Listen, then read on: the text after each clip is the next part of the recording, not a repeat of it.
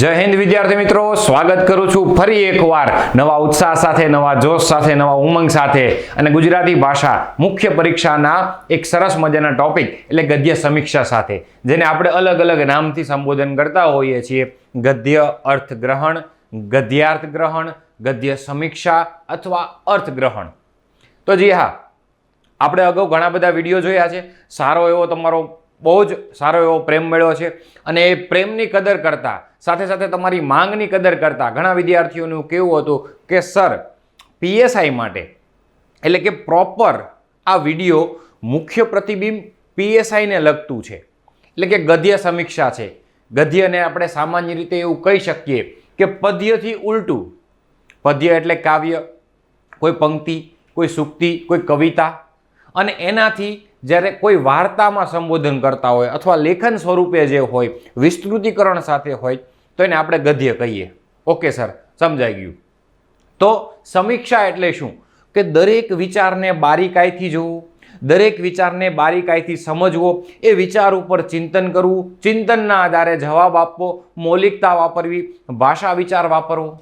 ગદ્ય સમીક્ષાની સામાન્ય રીતે આપણે શબ્દકોશ મુજબ અથવા સાર્થ જોડણી કોષનો આધાર લઈને એને વ્યાખ્યા તરીકે આપણે આવું કહી શકીએ કે ગદ્યને બારીકાઈથી જોવો, બારીકાઈથી સમજવો એટલે ગદ્ય સમીક્ષા.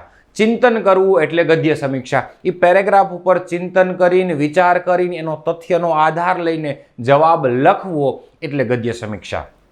તો જી હા, વિડીયોની શરૂઆતમાં જ હું એક સ્પષ્ટતા કરવા માંગુ છું આપને કે આ ટોપિક છે ગદ્ય સમીક્ષા. ગદ્ય સમીક્ષા એટલે જે પીએસઆઈની મુખ્ય પરીક્ષામાં 10 માર્કનું, જે 70 માર્કના ભાગમાંથી જે 10 માર્કનું છે ગદ્ય સમીક્ષા, એની વાત કરવાની છે. તો તરત જ એક મોટો પ્રશ્નાર્થ ચિહ્ન કોન્સ્ટેબલવાળા વિદ્યાર્થીને થશે કે સર તો અમારે શું? તો એનો મતલબ એવો નથી કે આ પીએસઆઈ માટે વિડીયો છે તો આ તમારે નથી જોવાનું. સામાન્ય રીતે કોઈ ડુંગર હોય, એની અંદર કોઈ ડુંગરનો કોઈ ભાગ હોય, એ ડુંગરની વાત કરતા હોય તો એ ભાગની વાત આવી જ જાય. ઇન શોર્ટ હું એમ કહું છું, કોઈ શહેરની વાત કરતા હોય તો એની અંદર કોઈ નાનકડી અમથી બાબત હોય તો એ આવી જ જાય. કોન્સ્ટેબલવાળા વિદ્યાર્થીઓને પૂરેપૂરો આ વિડીયો કામમાં આવવાનો છે, કેમ કે તમારે જવાબ જે ટીક કરવાનો છે ઓપ્શનમાંથી, પીએસઆઈના કેન્ડિડેટ લોકોને લખવાનું છે, પણ કોન્સ્ટેબલવાળા વિદ્યાર્થીઓને જવાબ ટીક કરવાનો છે, એટલે કે ઓપ્શનમાંથી જવાબ આપવાનો છે. એ તો એના માટે બહુ જ સરળ, આ સેજ અઘરી બાબત છે એ સમજી લ્યો તો એ સહેલી બાબત તો આપમેળે આવી જવાની છે. એટલે અહીં કોઈ પણ એવો ભેદભાવ કે તફાવત નથી પડતો કે તમને ખબર પડે કે સર આ ગદ્ય સમીક્ષા તો અમારે નથી આવતું, અમારે ગદ્ય અર્થ ગ્રહણ આવે છે, અમારે અર્થ ગ્રહણ આવે છે. સામાન્ય રીતે એને સંધિ વિચ્છેદ કરો તો આવી રીતે થાય, ગદ્ય અર્થ ગ્રહણ. તો એ જ છે ગદ્ય સમીક્ષા. એ પેરેગ્રાફને, એ ફકરાને વિસ્તારથી, બારીકાઈથી ચિંતન કરીને સમજવો એટલે ગદ્ય સમીક્ષા. તો જી હા, શરૂઆત કરીએ છીએ આપણે લેક્ચરની. પૂરેપૂરું આપણે સમજવાનો પ્રયત્ન કરશું. આપણે શરૂઆતથી લઈને અત્યાર સુધી લેક્ચરમાં અન્ય બીજી કોઈ ચર્ચા કરી નથી અને જ્યાં સુધી આપણે બને ત્યાં સુધી બીજી કોઈ અન્ય ચર્ચા નહીં કરતા હોય. સામાન્ય રીતે ઘણા લોકો વિડીયોમાં કહેતા હોય છે કે ભાઈ લાઈક કરો, સબસ્ક્રાઈબ કરો. તમને મેં આપણે પહેલાં જ આપણા ચેનલની એક પોલિસી છે, ગમે તો લાઈક કરો, શેર કરો તમારા વિદ્યાર્થીઓને, પણ જો તમને કંઈક ગમતું હોય તો તમારા સુઝાવ તમે કમેન્ટ્સ બોક્સમાં લખી શકો કે સર હવે આવો પછી ટોપિક લાવવાના છે. અને ટૂંક સમયમાં તે, થોડાક સમયમાં તે, કે આ જ પ્લેટફોર્મ ઉપરથી આ અત્યારે જે વિડીયો છે એ રેકોર્ડેડ ફોર્મમાં છે, પણ ટૂંક સમયમાં કદાચ એક અઠવાડિયાની અંદર યુટ્યુબ લાઈવ સેશનનું પણ એક સરસ મજાનું આયોજન થઈ રહ્યું છે. એ આયોજનમાં ફક્ત ને ફક્ત કોન્સ્ટેબલવાળા વિદ્યાર્થીઓને, કેમ કે પીએસઆઈની પરીક્ષા તો 13 એપ્રિલે પૂર્ણ થઈ જવાની છે, એ 1 તારીખથી 5 તારીખ દરમિયાન એક સરસ મજાનું એક ટાઈમ ટેબલ તમને મુકાશે. એ ટાઈમ ટેબલ સાથે કયા કયા વિષય કયા દિવસે શું ભણાવશે એની પણ વિગતવાર આપણે ચર્ચા કરવાની છે. એટલે આ વિડીયોના માધ્યમથી અત્યારે તમને એક નાનકડો તો ટહુકો કરી દઉં છું કે હવે પછી યુટ્યુબ લાઈવ પણ આપણે ટૂંક સમયમાં શરૂ થશે અને સાથે સાથે તમારો પ્રેમ આ મળ્યો છે, આવો નવો તમારો પ્રેમ, સહકાર, સાથ મળે એટલે અમે ગુજરાતના છેવાડાના વિદ્યાર્થીઓને જે ફ્રી શિક્ષણનો કન્સેપ્ટ છે અમારો, ફ્રી શિક્ષણ સાથે એવું પણ કહેવા માંગીએ છીએ ક્વોલિટીવાળા શિક્ષણનો કન્સેપ્ટ છે એ અમે પૂરું કરશું. તો ચલો આગળ વધીએ. ગદ્ય સમીક્ષા કરવી હોય પીએસઆઈ માટે, લેખનમાં એ 10 માર્ક મેળવવા હોય તો આ બ્રિજરાજસિંહ ગોહિલ તમને કેટલા મદદરૂપ થઈ શકે એની ચર્ચા કરી શકીએ. તો સૌથી પહેલા તો મેં તમને કીધું એમ કે એને પહેલા આપણે સમજીએ કે સર એક્ઝેક્ટ ગદ્ય સમીક્ષા છે શું? તો કે ગદ્ય સમીક્ષાને હું એવું કહી શકું કે પદ્યથી ઉલટું એટલે ગદ્ય. પદ્યમાં શું હોય તો કે કાવ્ય હોય, કવિતા હોય, કોઈ રચના હોય, કોઈ ગઝલ હોય, કોઈ પંક્તિ હોય, એને સમજવાનું, એને સમજીને એનું વિષય વસ્તુ સમજવાનું, જવાબ આપવાનો હોય, એ બધાને પદ્ય કહેવાય. પણ અહીં તો પેરેગ્રાફ સ્વરૂપે તમને માહિતી આપી હશે. ઓકે, સમીક્ષા એટલે શું? તો કે સમીક્ષા એટલે એ બધી બાબતને સાહેબ બારીકાઈથી જોવું, બારીકાઈથી સમજવું, જોવું, એની ઉપર વિચાર કરવો, વિચાર કરીને તમારા વિચારનું ઉમેરણ કરવું. હું શું કહેવા માંગુ છું સમજજો. એ પેરેગ્રાફમાં સમીક્ષા કરવી એનો મતલબ એવો જ થાય કે પેરેગ્રાફને પહેલા તમે વાંચો, વાંચીને સમજવાનો પ્રયત્ન કરો, સમજીને એ શું કહેવા માંગે છે એ વિચારને તમે મગજમાં સેટ કરો. ઓકે, એ શું કહેવા માંગે છે એ મને સમજાઈ ગયું સાહેબ, એ કોના વિશે વાત કરે છે એ અમને સમજાઈ ગયું. પછી સમીક્ષા કરવી એનો મતલબ એવો ન થાય જે લખેલું છે એ બેઠે બેઠું લખવું. યાદ રાખજો પીએસઆઈના વિદ્યાર્થી મિત્રો, ખાસ સમીક્ષા કરવી એનો મતલબ થાય તમે એ જવાબ તો તમારે સાથે રાખવાનો છે, એ જવાબની સાથે સાથે તમારા વિચારોનું પણ ઉમેરણ કરવાનું છે. એનો જવાબ, એ ડેટા અને તમારી મૌલિકતા સાથે આ બંનેને મિશ્રણ કરીને એ તમે જવાબ બનાવશો અને પછી એ જવાબ તમે લખશો. સમજી શકો છો હું શું કહેવા માંગુ છું? એને જ ગદ્ય સમીક્ષા કહી શકાય. જ્યારે ગદ્યાર્થ ગ્રહણમાં સ્પષ્ટ એવું કરવાનું હોય કે ભાઈ અહીંયા જવાબ છે, આ ચાવીરૂપ શબ્દ છે, લીધો, જવાબ ટીક કર્યો, વાત પૂરી. ના, ગદ્ય સમીક્ષાનો મતલબ એ જ થાય કે તમે એને સમજો, વિચાર, જવાબને લ્યો, એનો કીવર્ડ લ્યો અને પછી એ જવાબમાં તમારા વિચાર ઉમેરીને, તમારો મત ઉમેરીને થોડો બહુ વિસ્તારપૂર્વક મત નહીં, 2 માર્કનો કદાચ એક પ્રશ્નના જવાબના 2 માર્ક છે તો તમારી 2 માર્ક મેળવવા માટે આપણને ખબર હોય છે કે મારે 3 થી 4 લાઈન લખવાની હોય છે. એના ઉપર મારે વિસ્તૃતીકરણ, કોઈ વિસ્તારનો પેરેગ્રાફ નથી લખવાનો હોતો અને એમાં એટલી સ્પેસ પણ તમને નહીં મળે. ઓકે, બારીકાઈથી જોવું. સામાન્ય રીતે એવો પ્રશ્ન થાય કે સર એ ગદ્ય, એ પેરેગ્રાફ કેવા પ્રકારના હોઈ શકે? બીજો સૌથી મહત્વનો પ્રશ્ન, પહેલા તો મેં તમને વ્યાખ્યાયિત કર્યું. બીજો સૌથી પ્રશ્ન કે એ પેરેગ્રાફ કેવા પ્રકારના હોઈ શકે? આ વિડીયોને શાંતિથી જોજો, કેવા પ્રકારના એ પેરેગ્રાફ હોય. તો સૌથી પહેલા તથ્યાત્મક હોય. એ પેરેગ્રાફ કેવો હોય? તથ્યાત્મક હોય. મતલબ એ માહિતી પ્રધાન હોય, એટલે કે ડેટા પર આધારિત હશે. એ માહિતી પ્રધાન હશે, ડેટા પર આધારિત હશે અને એ પેરેગ્રાફની અંદર જે વાત કરેલી હશે એ બધી ફેક્ટ હશે, સાચી માહિતી હશે. એક્ઝામ્પલ તરીકે હું તમને એવું કહું કે ચંદ્રયાન મિશન 1, 2 અને 3ની વાત કરવામાં આવી હોય અને પહેલા પેરેગ્રાફમાં ચંદ્રયાનની, તો આ માહિતી પ્રધાન બાબત થઈ. પછી એની અંદરથી તમને પ્રશ્ન પૂછવામાં આવે, પછી હું એમ કહું મંગળ ગ્રહ વિશે વાત કરેલી હોય, સૌર મંડળ વિશે વાત કરેલી હોય, પછી બધા ગ્રહો વિશે વાત કરેલી હોય, પર્વતો વિશે વાત કરેલી હોય, નદી વિશે વાત કરેલી હોય, જીકે ફેક્ટ, શહેરો વિશે વાત કરેલી હોય, જીએસટી વિશે વાત કરેલી હોય, અર્થતંત્રની કોઈ બાબત લખેલી હોય, કાળા નાણાં વિશે વાત કરેલી હોય. આ પેરેગ્રાફમાં આવી કોઈ પણ પ્રકારની માહિતી પ્રદાન હશે, કોઈ પણ પ્રકારનો ડેટા એ માહિતી પ્રદાન હશે. જે વાત કરેલી હશે એ સાચી હશે, એ હવામાં તીર નહીં હોય. કયા ગદ્યમાં વાત કરું છું? તથ્યાત્મક જે ગદ્ય હશે એની વાત કરું છું. જે ડેટા હશે એ સાચો હશે અને ડેટા સાચો હશે એના આધારે તમારે જવાબ લખવાનો હશે. હા, બની શકે કે આ પેરેગ્રાફમાં જવાબ સીધો ન પણ આપેલો હોય. સમજો, એ જવાબને એની કોઈ સમાનાર્થી બાબત રજૂ કરેલી હોય એવી પણ બને, અથવા સમાનાર્થી બાબત તમને પૂછી શકે, કદાચ સીધો જવાબ પણ ન પૂછી શકે.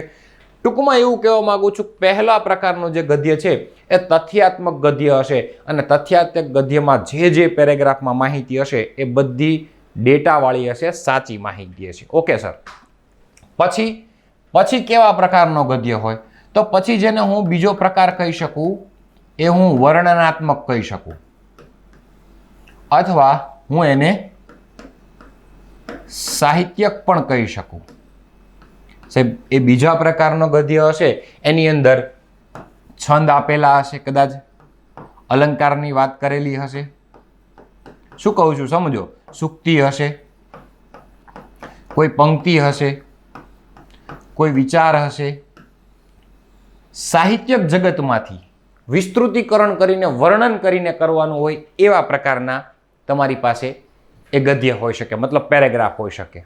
બીજી બાબત નંબર 3 શું હોય તો કે ચિંતનાત્મક.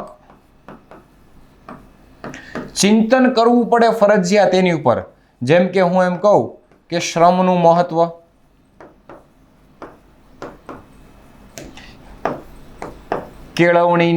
કેળવણીના ફાયદા,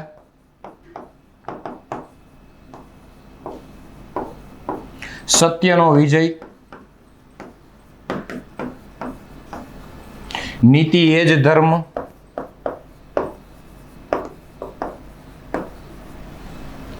આ બધા જે ટોપિક છે ને, આ બધી વાતો છે ને, એને ફક્ત ને ફક્ત વિચાર પ્રધાન કહી શકાય, ચિંતન પ્રધાન કહી શકાય, ચિંતનાત્મક કહી શકાય. આમાં તમારા વિચારો સાથે જ તમારે જવાબ લખવાનો હોય. અહીંયા જે ડેટા કીધા હોય એની સાથે અહીંયા જે સાહિત્યક આપ્યું હશે અથવા સાહિત્યની બાબત હશે એનું ટ્રાન્સલેશન કરીને, એનું રૂપાંતર કરીને, ગુજરાતી અનુવાદ કરીને તમારા જવાબ લખવાના હશે. તો આ બીજું પગલું આપણું એવું થયું કે સર ઓકે હવે સમજાઈ ગયું કે આવા પ્રકારના પેરેગ્રાફ હોઈ શકે. ઓકે, હજી સીધી કદાચ પૂછી શકે તો વ્યક્તિ વિશેષ. વ્યક્તિ વિશેષમાં કોઈ વ્યક્તિને કેન્દ્રમાં રાખ્યા હોય, એ પછી ગાંધીજી હોય તો પણ ભલે, સરદાર વલ્લભભાઈ પટેલ હોય તો પણ ભલે, ગુજરાતના આપણા મવાળવાદ નેતા હોય તો ભારતના મવાળવાદ નેતા હોય તો પણ ભલે, અને જહાલવાદ નેતા હોય તો પણ ભલે, સ્વાતંત્ર્ય સેનાનીઓ સુભાષચંદ્ર બોઝ હોય તો પણ ભલે, કોઈ પણ આપણા ભારત દેશના જે ઇતિહાસમાં સારું એવું કામ કરીને ગયા છે એ લોકોની કોઈ પણ યશગાથાઓનું વર્ણન પેરેગ્રાફમાં કરેલું હોય છે. તો એ વ્યક્તિ વિશેષ ગદ્ય થઈ શકો. સમજો છો? આવા પ્રકારના. હા, પછી કોઈ શબ્દ આધારિત, મેં કીધું ને ચિંતનાત્મક, કોઈ શબ્દ આધારિત હોય, પરોપકારનો મહિમા, સત્યનો મહિમા, એકાગ્રતાની શક્તિ, શ્રમનું મહત્વ લખી શકો, મતલબ એ પૂછી શકે. આવા પ્રકારના ગદ્ય હોય અને એ ગદ્યમાંથી તમને 5 પ્રશ્નો પૂછેલા હશે. કોન્સ્ટેબલ વાળાને નક્કી નથી હોતું કે પેરેગ્રાફમાંથી 5 પ્રશ્ન પૂછે, 2 પ્રશ્ન પૂછે, 3 પ્રશ્ન પૂછે, પણ હા પીએસઆઈ વાળાનું ઓલમોસ્ટ એવું નક્કી છે કે પેરેગ્રાફ હશે. હા, પાછો પ્રશ્ન થાય સાહેબ 1 પેરેગ્રાફ હશે, 2 પેરેગ્રાફ, પીએસઆઈની વાત, 1 પેરેગ્રાફ હશે, 2 પેરેગ્રાફ હશે કે 3 પેરેગ્રાફ હશે. તો અહીં સ્પષ્ટપણે એક વાત કહી દઉં છું કે 1 પેરેગ્રાફ, 2 કે 3 પેરેગ્રાફ સુધી કોઈ પણ હોઈ શકે. બીજો પાછો પ્રશ્ન થાય સાહેબ કંઈ વાંધો નહીં, અમને 3 પેરેગ્રાફ આપી દીધા, અમે જવાબ લખી નાખશું અંદરથી. એ 3 પેરેગ્રાફમાં કોઈ એક જ વિષય વસ્તુ હશે, કોઈ એક જ મધ્યવર્તી વિચાર હશે, કોઈ એક જ બાબતને રજૂ થતું હોય, ના જરૂરી નથી. એ કેન્દ્રવર્તી વિચાર કોઈ એક જ હોય જરૂરી નથી. પહેલા પેરેગ્રાફમાં સત્યનો મહિમા ગાયેલો હોય, ત્રીજા પેરેગ્રાફમાં પરોપકારની વાત કરેલી હોય, પહેલા પેરેગ્રાફમાં ભારત દેશના કે કોઈ એવા મહાન ઐતિહાસિક ઓપરેશનની વાત કરેલી હોય, અને પછી અત્યારે વર્તમાનમાં પોલિસીની વાત કરેલી હોય. પહેલા પેરેગ્રાફમાં અર્થતંત્ર વિશેની વાત કરેલી હોય, પછીના પેરેગ્રાફમાં અત્યારે સરકારે અર્થતંત્ર માટે લીધેલા પગલાંની વાત કરેલી હોય. હા, પણ એક વસ્તુ ખ્યાલ આવી જશે, તમે પેરેગ્રાફ વાંચશો એટલે તમને એ શાંતિથી, એકાગ્રતાથી, એકચિત્તે, મનને શાંત રાખીને તમે પેરેગ્રાફ વાંચશો એટલે તમને એ તો ખ્યાલ આવી જશે કે અહીં શું કહેવા માગે છે, અહીં કોનું મહત્વ દર્શાવેલું છે, અહીં કોના વિશે વાત કરેલી છે, એટલી તો તમને ચોક્કસ ખબર પડી જશે. સમજો છો? તો કે ઓકે, ચાલો, એ અમને ખબર પડી ગઈ. આવા પ્રકારના ગદ્ય હશે એ અમને ખબર પડી ગઈ. પછી શું કરશું? તો કે પછી થોડીક હું બાબત જે સમજાવવા માંગુ છું એ હોઈ શકે. એ ડેટા છે ને એ કાલ્પનિક પણ હોઈ શકે, પછી કટાક્ષપૂર્ણક હોય, કટાક્ષપૂર્ણ બાબત પણ હોય. એ પેરેગ્રાફની અંદર માનવતાવાદી એનો વિચાર પણ કરેલો હોય. કોઈ પણ આ બાબત આમાંથી આવી શકે. સર પીએસઆઈમાં શું કામ પૂછાય છે? પીએસઆઈમાં ગદ્ય સમીક્ષા શું કામ પૂછાય છે?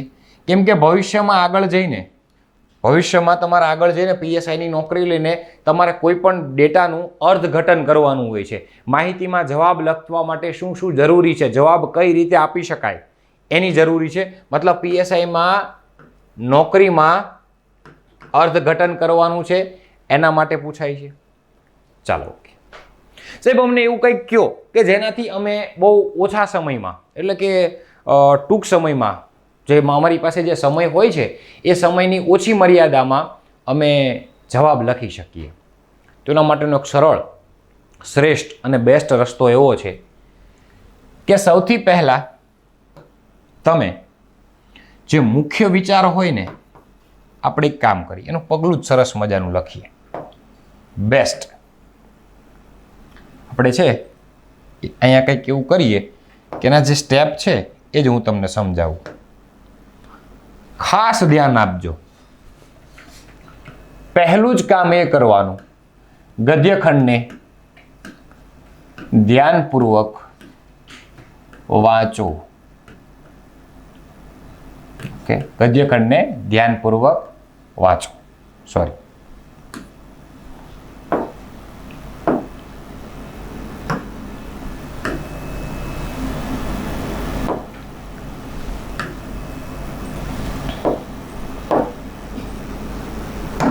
ધ્યાનપૂર્વક પાછું ધીરજથી, ઊંડાણપૂર્વક એને વાંચો. પહેલું સ્ટેપ. સર કેટલી વાર વાંચવાનું? 2 વાર, 3 વાર, 4 વાર, 1 વાર? જવાબ છે જ્યાં સુધી ન સમજાય ને ત્યાં સુધી. સર અમે તો એવા ટાઢા ટબુકલા છીએ કે અમને નથી સમજાતો. તો ભાઈ એના માટે તમારે પ્રેક્ટિસ કરવી પડે મેક્સિમમ.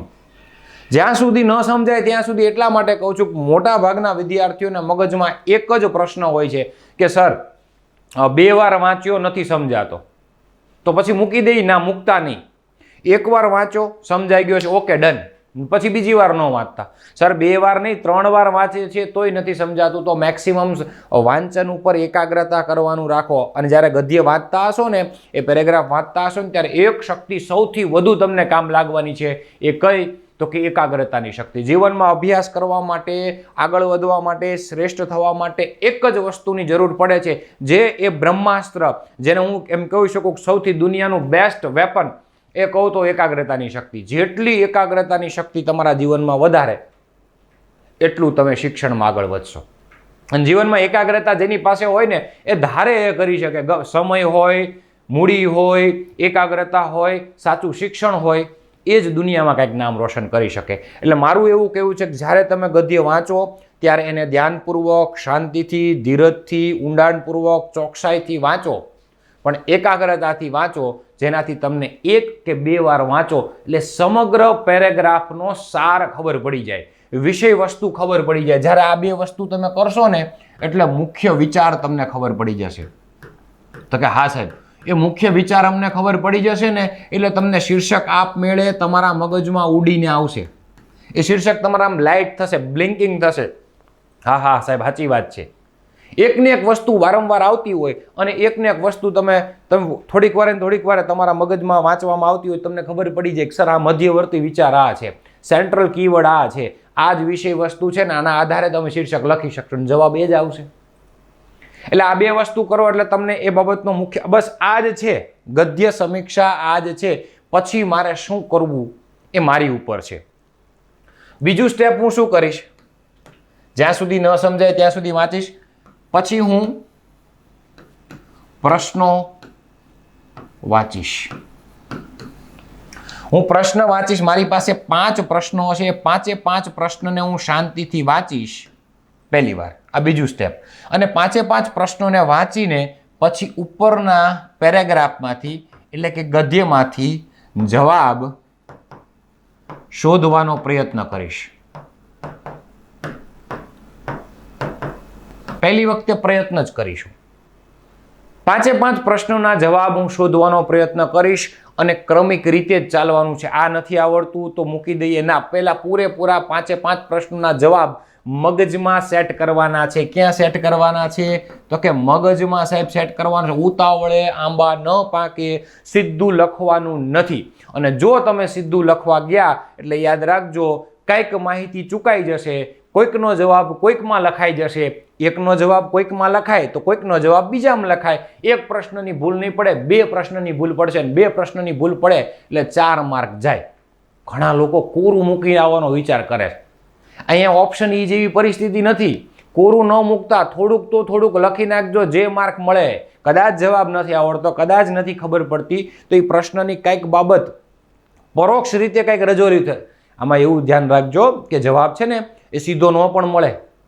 સીધો ન મળે એનો મતલબ એવો થયો કે આનો જવાબ છે ને ઇનડાયરેક્ટ રીતે મૂકેલો છે, પરોક્ષ રીતે આમાં મૂકેલો છે. શોધવાનો પ્રયત્ન કરો અને આ બધું ત્યારે જ થાય જ્યારે તમે એને ધ્યાનપૂર્વક, ધીરજ, ઊંડાણપૂર્વક અને શાંતિથી વાંચન કર્યું હોય ને તો.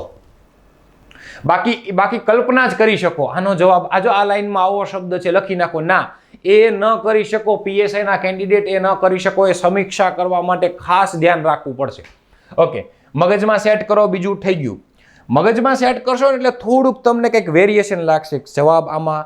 એના માટે તમે માર્ક કરવાનું રાખો, મતલબ ટીક કરવાનું રાખો. પ્રશ્નને છે એ ટીક કરો. ભાઈ આવી રીતે કંઈ નિશાની કરી શકો, તમે આમ કરી શકો, આમ કરી શકો, તમે આમ પોઈન્ટ પાડી શકો, અંડરલાઈન કરી શકો, જેનાથી તમને ખ્યાલ આવે પેલો 1 1 2 2 3 3 એવી અંડરલાઈન કરી શકો, જેથી તમને ખ્યાલ આવે કે આનો જવાબ આવે. કે કેમ કે બીજી વાર માથા ચૂકાઈ જાઓ, 3 પેરેગ્રાફ હોય તો ઉતાવળમાં ફરી વાર વાંચવો પડે.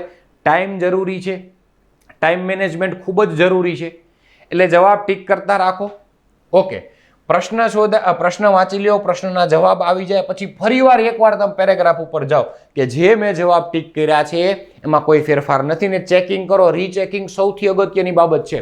રીચેકિંગ અગત્યની બાબત છે. જવાબમાં રીચેકિંગ કરવાનું જ.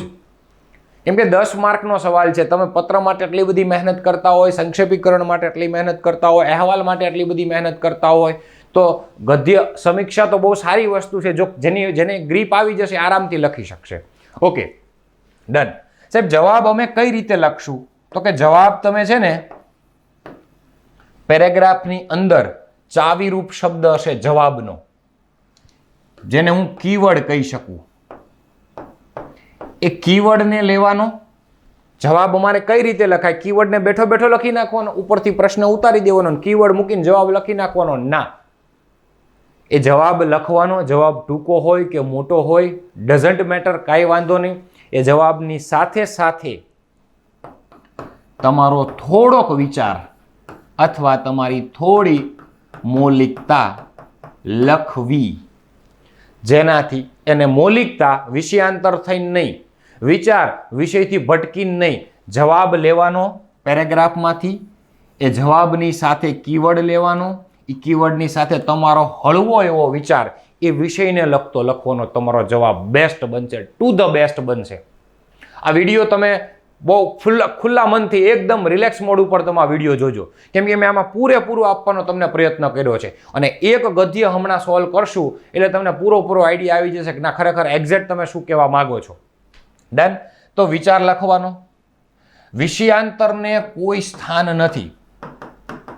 વિષયાંતર થયા જો વાત ચાલતી હોય સત્યની તો જવાબ સત્યને આધીન જ હોવો જોઈએ. વાત ચાલતી હોય એકાગ્રતાની તો વિચાર એકાગ્રતાનો જ હોવો જોઈએ. જો તમે જવાબમાં વિષયાંતર થયા એટલે માર્ક નહીં મળે. અને ખાસ મનગઢન ઉત્તર આપવાનું તો છે જ નહીં.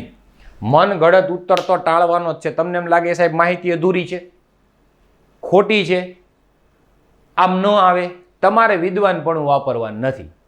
માહિતી અસત્ય છે, કાંઈ વાંધો નહીં. એ અસત્ય માહિતીને એ સમય તમારે સત્ય માનીને જ ચાલવાનું છે. આ સૌથી અગત્યની બાબત. તમને માહિતી ખોટી લાગે છે, ઓછી લાગે છે, અધૂરપ લાગે છે તો એટલી વાત યાદ રાખજો, માહિતીને તમારે સત્ય માનીને જ ચાલવાનું છે.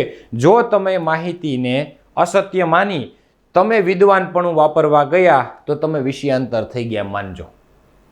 વધુ જવાબ લખવાથી વધુ માર્ક મળે? ના, એવું નથી હોતું. વધુ લાઈન લખવાથી વધુ માર્ક મળે ના, એવું પણ નથી હોતું. તો શું હોય છે?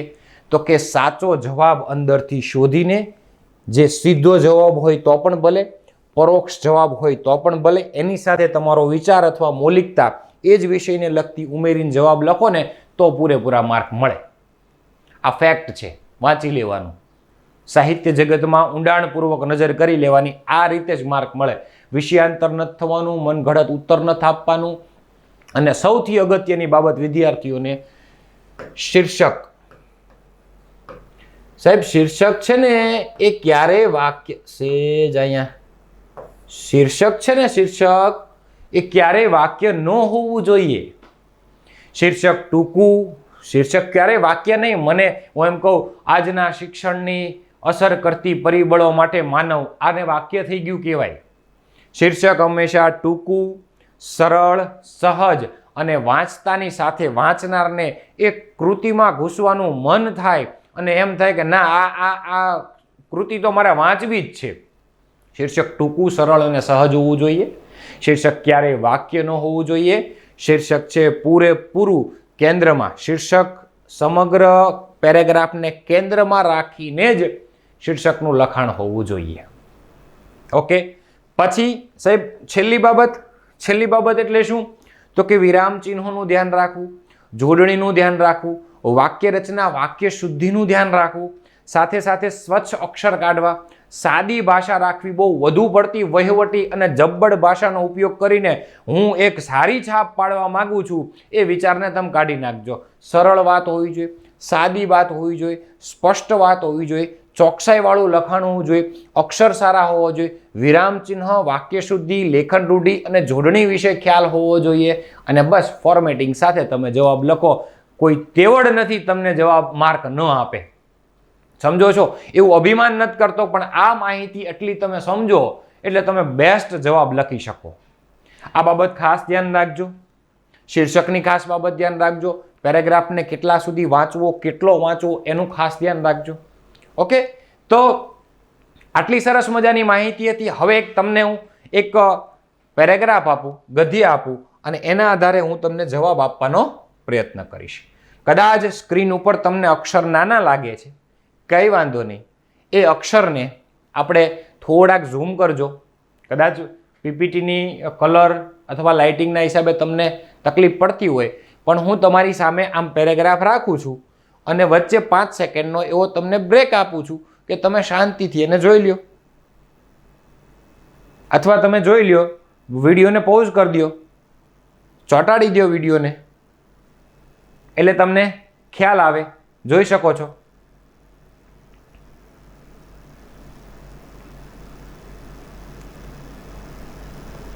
ઓકે. તમે વિડીયોને ચોંટાડીને જે લોકો ખરેખર જોવા માંગે છે એને જોઈ લીધું હશે. હવે હું તમારી સામે એકવાર આનું વાંચન કરું, પછી એનું વિશ્લેષણ કરું, શું કહેવા માંગે છે એ કહું, અને એક તમને સમગ્ર ગદ્યથી જવાબ લખાવું, કેમ લખાય જવાબ એમ. એટલે તમે વિડીયોના અંતે તમને ખરેખર એમ થશે કે ના, ખરેખર અમે સર શીખ્યા, સમજ્યા અને ખૂબ જ અમને મજા આવી. જોયો, માણસના મનની અંદર 2 બારીઓ રહેલી છે. માણસના મનની અંદર કેટલી બારીઓ રહેલી છે? 2. એકમાંથી પોતે કેવો છે તે જોઈ શકે છે અને બીજી બારીમાંથી પોતે કેવો હોવો જોઈએ એની વાત કરેલી છે. તો કે હા સર, ઓકે, તેનો તમને ખ્યાલ આવી જશે. એટલે અહીં એક વાત કરેલી કે માણસની અંદર, માણસના મનની અંદર કઈ ઓલી લાકડાની બારીની વાત નથી કરેલી, મનરૂપી બારીની વાત કરેલી છે, વિચારરૂપી બારીની વાત કરેલી છે. 2 બારીઓ આવેલી છે. હા, એકમાં એ કેવો હોવો જોઈએ એની વાત કરેલી છે અને એકમાં અત્યારે કેવો છે અથવા એ કેવો હોવો જોઈએ એની વાત કરેલી છે, અને અત્યારે હાલમાં એ કેવો છે એની વાત કરેલી છે. બરોબર, ડન. પછી બીજી વાત કરેલી છે કે માણસે શરીર, મન અને મગજ એ બધાને નોખા તપાસવા એ આપણું કામ છે. સ્વાભાવિક છે. મનથી નિર્ણય લેવાનો હોય ત્યારે મનથી નિર્ણય લેવાય, મગજથી નિર્ણય લેવાનો હોય એ મગજથી નિર્ણય લેવાનો હોય, અને આપણે શરીરથી જ્યારે કોઈ બળ કરવાનું હોય એ અલગ અલગ એને તપાસવા એ આપણું કામ છે. પણ એટલેથી જ અટકી નહીં જવાનું. એનું જ્ઞાન મેળવ્યા પછી આપણે કંઈ ફાયદો મેળવી શકશું નહીં. આ ત્રણેયને અલગ અલગ રીતે તપાસો, સમજો, વિદ્વાન બની જાઓ, પછી અટકી નહીં જવાનું. પછી શું કહે છે જોજો. અન્યાય, દુષ્ટતા, અભિમાન વગેરેથી શું પરિણામ આવે છે? હા, અને જે આ ત્રણ વસ્તુ તો કે અન્યાય, દુષ્ટતા અને અભિમાન ત્રણેય જે એક જગ્યાએ જ્યારે ભેગા થાય છે ત્યારે કેવી ખરાબી થાય છે, ત્યારે માણસનું કેવું નુકસાન થાય છે એ જાણવાની જરૂર છે. એ ધ્યાન રાખવી જોઈએ કે અભિમાન, દુષ્ટતા અને અન્યાય આ ત્રણેય એક જગ્યાએ ભેગા થાય અને એનાથી શું ખરાબ પરિણામ આવે એ જાણવાની જરૂર નથી. જાણીએ જ અટકવાની જરૂર નથી, પણ જાણ્યા પછી એ પ્રમાણે વર્તવાનું છે કે આ ન કરવું જોઈએ. હવે વાત શરૂ થઈ. નીતિનો વિચાર. નીતિનો વિચાર કદાચ જે લોકો મને સમજે છે સમજી ગયા હશે કે નીતિનો વિચાર તો સ્થપતિ આર્કિટેક્ટના નકશા જેવો છે. સાચી વાત છે. આર્કિટેક્ટ નકશો બનાવે એના જેવો છે, પણ નકશો બનાવ્યા પછી એની મુજબ એ મકાન ન બનાવે તો ભાઈ નકશો તે શું કામ બનાવ્યો હતો? હું એ જ કહેવા માંગુ છું કે આર્કિટેક્ટ હોય એ નકશો બનાવે ઘરનો અને એ મુજબ ઘર ન બનાવે તો નકશો નકામો થઈ પડે? તો કે જી સાહેબ. તો જીવનમાં નીતિનો વિચાર કરવાનો, સારા સારા ઉપદેશ આપવાના, સારી સારી વાતો કરવાની, અને વાતો કર્યા પછી એ વાતો કર્યાની જેમ અમલવારી તમે ન કરો તો એ વિચાર નકામો થઈ પડે, એ જીવન નકામું થઈ પડે, એ આપણો જીવ નકામો થઈ પડે. સમજો છો હું શું કહેવા માંગુ છું? એટલે યાદ રાખજો કે નકશો નકામો થઈ પડે છે, તેમ નીતિના વિચાર પ્રમાણે આપણે આચરણ ન કર્યું હોય તો જીવનમાં નીતિનો વિચાર પણ કેવો થઈ પડે છે? નકામો થઈ પડે છે.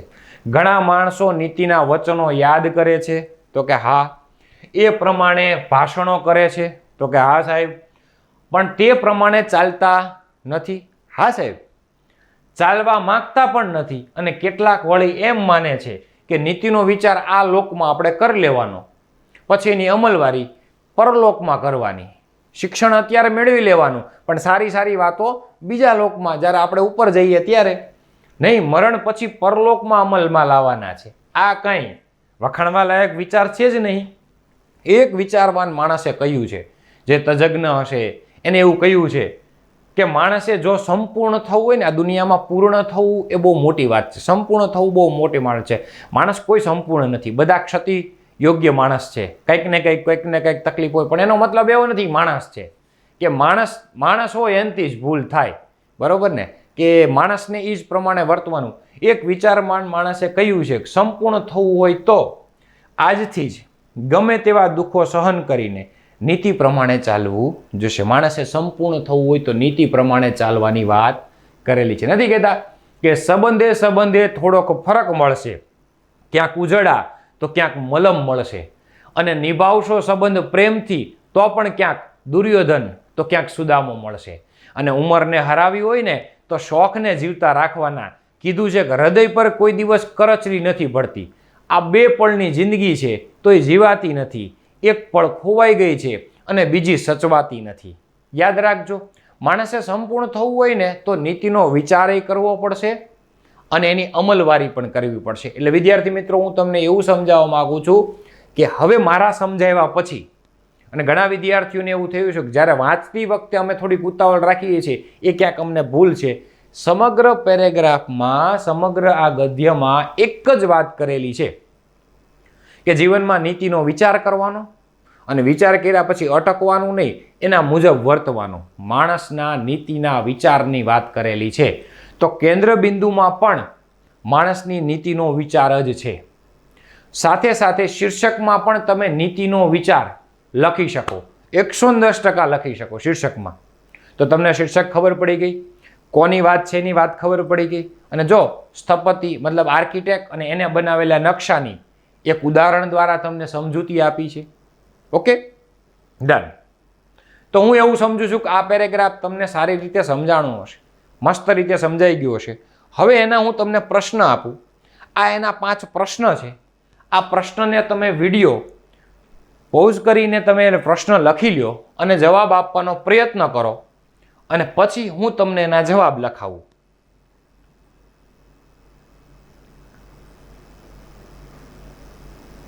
આ તમે લખી લ્યો પ્રશ્ન લખીને પછી વિડિયાને ઊભો રાખી દેજો. પછી એક હું તમને એના જવાબ લખાવવાના પ્રયત્ન કરીશ, સાથે સાથે મૌલિકતા ઉમેરીશ.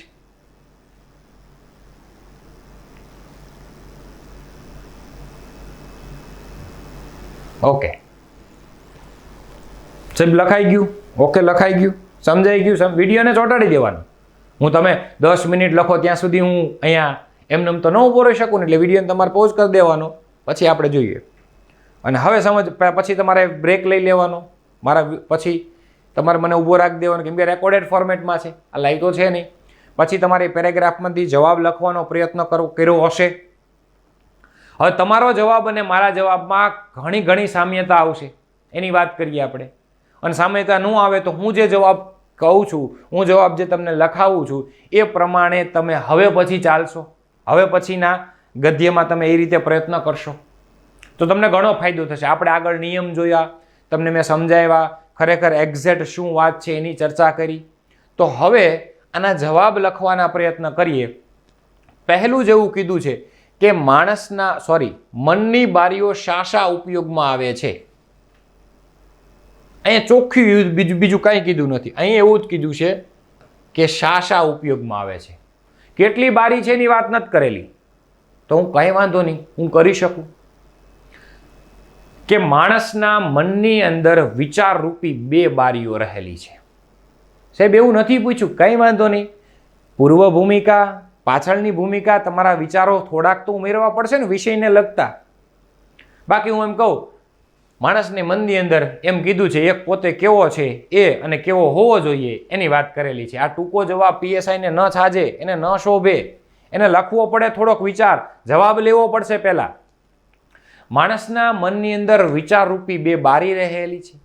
એકમાં કેવો હોવો જોઈએ એની વાત કરેલી છે અને એકમાં હાલમાં એ કેવો છે એની વાત કરેલી છે. આથી અહીં આત્મનિરીક્ષણની વાત કરેલી છે અને સાથે સાથે આદર્શ વિચારની વાત કરેલી છે. આત્મનિરીક્ષણ એટલે અત્યારે એ કેવો છે એ જોવાની વાત કરેલી છે. આત્મનિરીક્ષણ અને આદર્શ વ્યક્તિ, હાલમાં આદર્શ વ્યક્તિ, આત્મલક્ષી કે હવે પછી એ કેવો હોવો જોઈએ, ભવિષ્યવાદી એની વાત કરેલી છે અને આદર્શ વિચાર વ્યક્તિ તરીકે અત્યારે કેવો હોવો જોઈએ એની વાત કરેલી છે. માણસની મનની અંદર 2 બારી રહેલી છે. એકમાંથી એ કેવો હોવો જોઈએ એટલે કે આત્મનિરીક્ષણની વાત કરેલી છે અને માણસની મનની અંદર 2 બારીઓ રહેલી છે. એકમાંથી એ કેવો છે આત્મનિરીક્ષણની વાત કરેલી છે અને એકમાંથી એ કેવો હોવો જોઈએ આદર્શ વિચાર વ્યક્તિની વાત કરેલી છે. આવું તમે લખી શકો. સરસ જવાબ બને, બેસ્ટ જવાબ બને. ઓકે. જ્ઞાન પ્રાપ્તિ પછી માણસનું કર્તવ્ય શું છે, અહીંયા ફોકસ કરવાનું છે. જ્ઞાન પ્રાપ્તિ પછી ઘણા લોકોને એવું થશે કે સર તમે જવાબ લખો, હું જવાબ અહીંયા લખું, જગ્યા નો રહે અને જવાબ લખવાથી કરતાં મને જવાબ તમે સાંભળો એ વધુ બેસ્ટ છે. અહીં છે એ આત્મનિરીક્ષણની વાત કરેલી છે.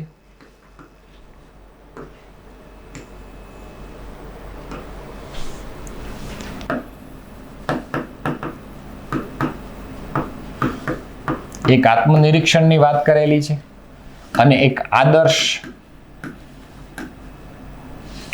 આદર્શ વ્યક્તિ માટેની વાત કરેલી છે. કેટલી બારીઓ છે તો કે 2 બારીઓ છે. હું આવું લખી શકું. ઓકે. જ્ઞાન પ્રાપ્તિ પછી માણસનું કર્તવ્ય શું છે તો કે સર જ્ઞાન પ્રાપ્તિ પછી માણસનું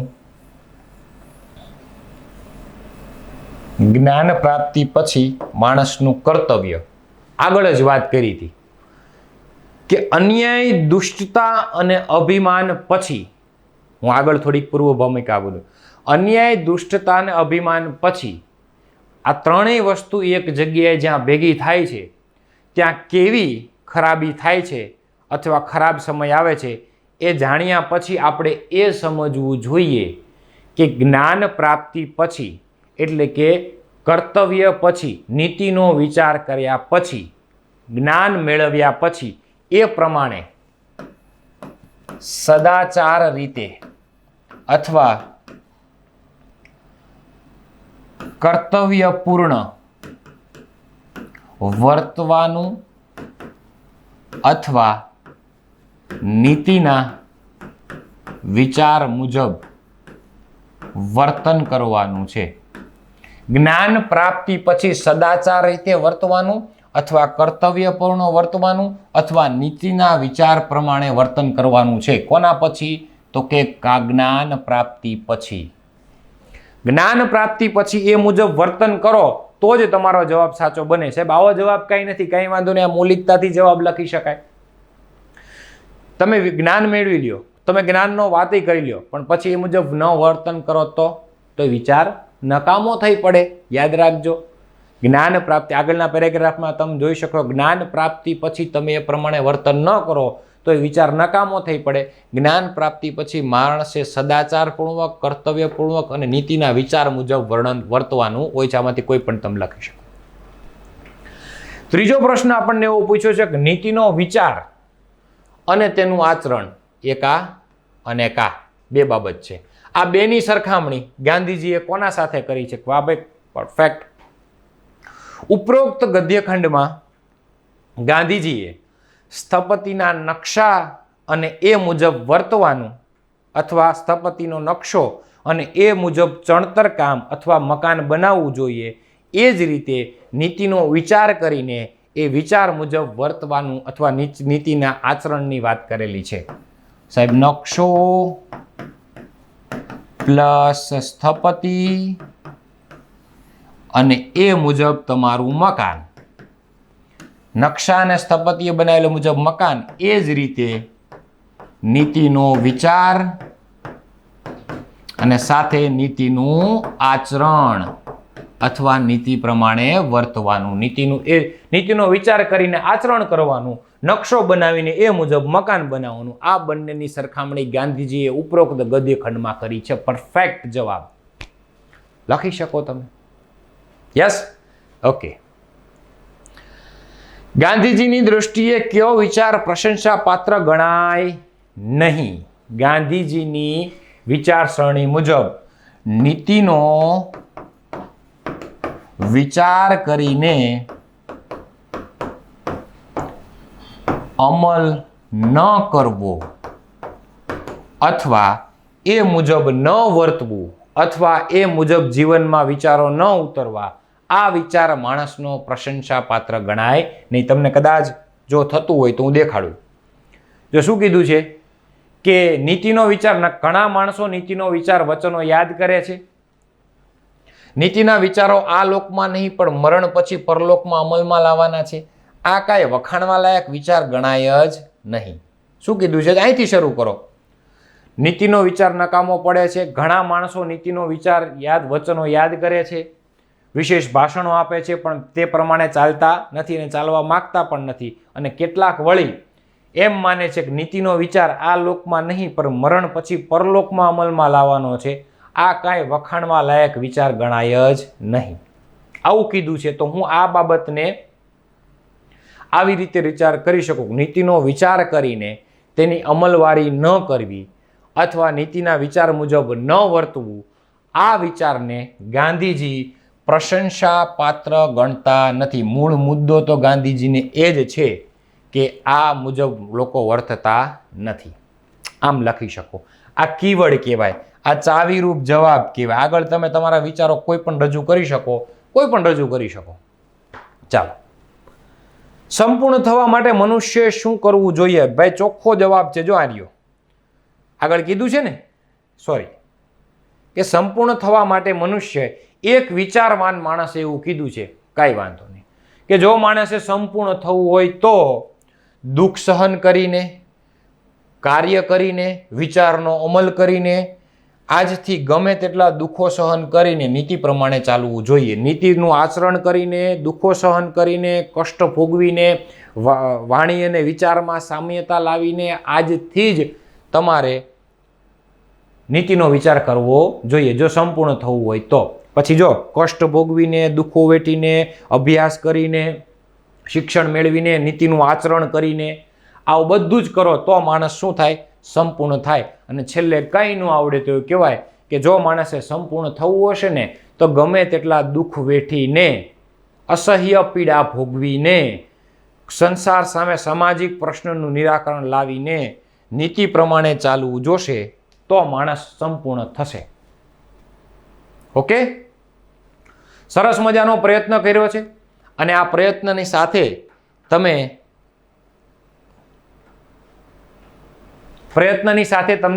ઘણું બધું આપવાનો મેં પ્રયત્ન કર્યો છે અને અમારા થકી તમે છો ને તમારા થકી અમે છું. આવો ને આવો તમારો બધાનો અમને પ્રેમ આપજો. એક ગદ્ય સમીક્ષા લીધી છે, પૂરેપૂરો એવી ટ્રાય કરી છે કે તમને બધું સમજાઈ જાય. મેં જવાબ કેમ લખ્યા એ પણ તમને ખ્યાલ આવી ગયો હશે. હજી આવા 1-2 ગદ્ય સમીક્ષા લઈને પરીક્ષા પહેલાં આવશું. અને જો તમને ગમતું હોય તો લાઈક કરજો, તમારા મિત્રોને શેર કરજો. કહેવાય છે ને, જો અમારા કામને પ્રેરક બળ કોઈ વ્યક્તિ પૂરું પાડી શકે તો એ તમે છો. તમારો પ્રેમ જોઈને, તમારો ઉત્સાહ જોઈને, તમારી લાગણી જોઈને, તમારી એક કમેન્ટ અમારા માટે બહુ જ કામની હોય છે, એક લાઈક અમારા માટે બહુ કામની હોય છે. જે વિદ્યાર્થીઓ લાઇબ્રેરીમાં અમને જોતા હોય છે એ વિદ્યાર્થીઓને અમે પાછળથી ઊભા રહીને જોયું કે ના અમને જોવે છે. અમારી પાસે જે જ્ઞાન છે એ તમારા માટે કામ આવે. કોઈ આમાં હિડન ચાર્જ નથી કે અત્યારે તમે સબસ્ક્રાઇબ કરો અમે પછી પાછળથી તમને ડિસ્કાઉન્ટ. ના, અત્યારે કોઈ પણ એવી પ્લાનિંગ નથી કે અમે આમ કરશું તેમ કરશું. ગુજરાતમાં આ યુટ્યુબ ચેનલ ઉપરથી, એટલે કે માસ્તર કી પાઠશાલા ઉપરથી અમારું ફક્ત ને ફક્ત એક જ લક્ષ્યાંશ છે કે ગુજરાતનો છેવાડોનો વિદ્યાર્થી યુટ્યુબ ઉપર ફ્રી શિક્ષણ મેળવી શકે. અને મેં તમને ખ્યાલ છે કે અત્યાર સુધી તમે ને મારા વિડીયો ને કોતર સાહેબના વિડીયો જોયા હશે, કોઈ બીજી વાત જ નથી કરી, મોટી ફિલોસોફી નથી કરવાની. પણ એવું કહું છું કે મોટાભાગના વિદ્યાર્થીઓને તમને કહેવાય ને કે ચીંધ્યાનું પૂન છે, તો એ ચીંધવાનું આ ભૂલતા નહીં. શેર કરજો, સબસ્ક્રાઇબ કરજો. તમને ગમે તો ફરીવાર મળશું નવા ઉત્સાહ સાથે, નવા ટોપિક સાથે. ત્યાં સુધી જય હિન્દ.